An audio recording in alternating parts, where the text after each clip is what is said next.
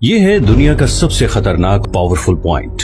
30 मील की इस छोटी सी जगह को कंट्रोल करने का मतलब है पूरी दुनिया पे राज करना, और इसे ब्लॉक करने का मतलब है पूरी दुनिया को तबाह कर देना।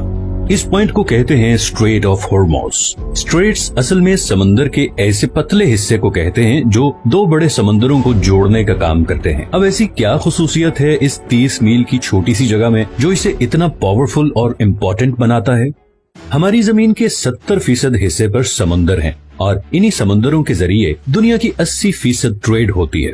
किसी भी वक्त तकरीबन 50,000 समुद्री जहाज इन समंदरों को क्रॉस कर रहे होते हैं, लेकिन बदकिस्मती से इन समंदरों से गुजरना कोई आसान काम नहीं।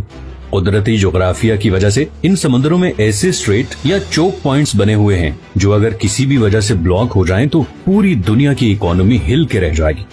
यही हुआ था मार्च 2021 में, जब एक कार्गो शिप सुएज कनाल में 6 दिनों के लिए फंस गई थी और पूरी दुनिया को $10 बिलियन का नुकसान उठाना पड़ा। इसके अलावा भी दुनिया में बहुत से चौक पॉइंट्स हैं, जैसे कि पनामा कैनाल जो पैसिफिक और अटलांटिक ओशन के दरमियान ट्रेड को कंट्रोल करती है, केप ऑफ गुड होप जो पूरे अफ्रीकन कॉन्टिनेंट की ट्रेड फ्लो कंट्रोल करता है, स्ट्रेट ऑफ जिब्राल्टर जो कि मेडिटेरेनियन और अटलांटिक सी के दरमियान ट्रेड कंट्रोल करता है, डैनिश स्ट्रेट बाल्टिक और नॉर्थ सी ट्रेड को कंट्रोल करता है, टर्किश स्ट्रेट मेडिटेरेनियन और ब्लैक सी के दरमियान ट्रेड कंट्रोल करता है, और आखिर में स्ट्रेट ऑफ मलाका जो पैसिफिक और इंडियन ओशन की ट्रेड को कंट्रोल करता है।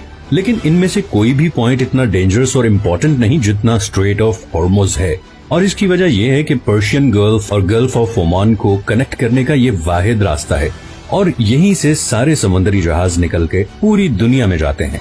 अब पर्शियन गल्फ बहुत इम्पोर्टेंट जगह है क्योंकि 8 कंट्रीज अपनी कोस्ट लाइन इसके साथ शेयर करते हैं, जिसमें ईरान, इराक, कुवैत, सऊदी अरब, बहरीन, कतर, यूएई और ओमान शामिल हैं।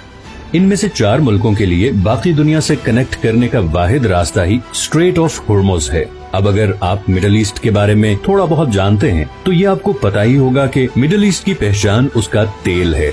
ये तेल आज भी हमारी दुनिया का सबसे बड़ा एनर्जी सोर्स है। पूरी दुनिया की 33% एनर्जी कंजप्शन तेल से होती है, चाहे वो ट्रांसपोर्ट के जरिए हो जैसे कि गाड़ी, ट्रेन, जहाज या फिर बिजली बनाने वाले पावर प्लांट्स। इन तमाम सेक्टर्स में 70% ऑयल इस्तेमाल होता है। अब ऑयल का मसला ये है कि ये दुनिया में बहुत कम जगहों पे पाया जाता है। इस सर्कल में दुनिया का आधा तेल इन 8 कंट्रीज के पास है, और बात सिर्फ यही खत्म नहीं होती, बल्कि दुनिया के 40% नेचुरल गैस रिजर्व्स भी इसी सर्कल में मौजूद देशों के पास हैं। अब नेचुरल गैस तेल और कोयले के बाद दुनिया का तीसरा सबसे बड़ा एनर्जी सोर्स है।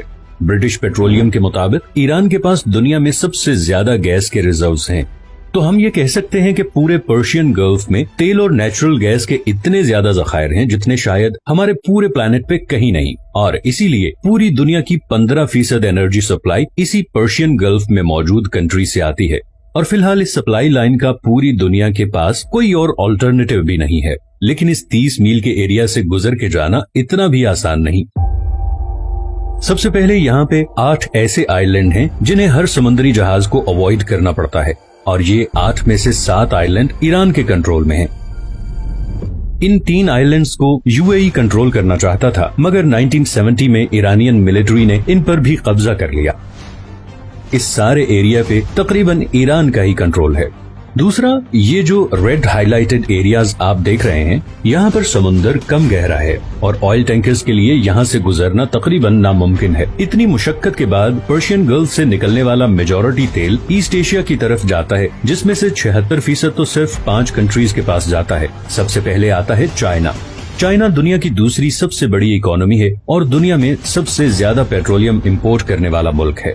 चाइना की टोटल पेट्रोलियम इंपोर्ट का तकरीबन 45% इसी स्ट्रेट ऑफ हॉर्मुज से गुजर के आता है। जापान दुनिया की तीसरी सबसे बड़ी इकोनॉमी है, जिसे अपनी 100% एनर्जी इंपोर्ट करनी पड़ती है, और इस 100% इम्पोर्टेड एनर्जी सप्लाई में से तकरीबन 80% इसी 30 मील के चोक पॉइंट से गुजर के आती है। इंडिया, वर्ल्ड 6 लार्जेस्ट इकोनॉमी, भी अपना 70% ऑयल और 50% गैस इन्हीं पर्शियन गल्फ कंट्री से इम्पोर्ट करता है, और वो भी इसी रास्ते से। इसी तरह साउथ कोरिया, जो कि दुनिया की 10th लार्जेस्ट इकोनॉमी है, अपना 70% तेल इन्हीं पर्शियन गल्फ कंट्री से टैंकर्स के थ्रू इंपोर्ट करता है। जो उसी 30 मील के स्ट्रेट ऑफ हॉर्मुज से गुजर के आते हैं। तो अगर ये 30 मील की छोटी सी जगह किसी भी वजह से लंबे अरसे के लिए ब्लॉक हो जाए तो दुनिया की दूसरी, तीसरी, छठी और 10वीं इकोनॉमीज बिल्कुल कोलैप्स कर जाएंगी।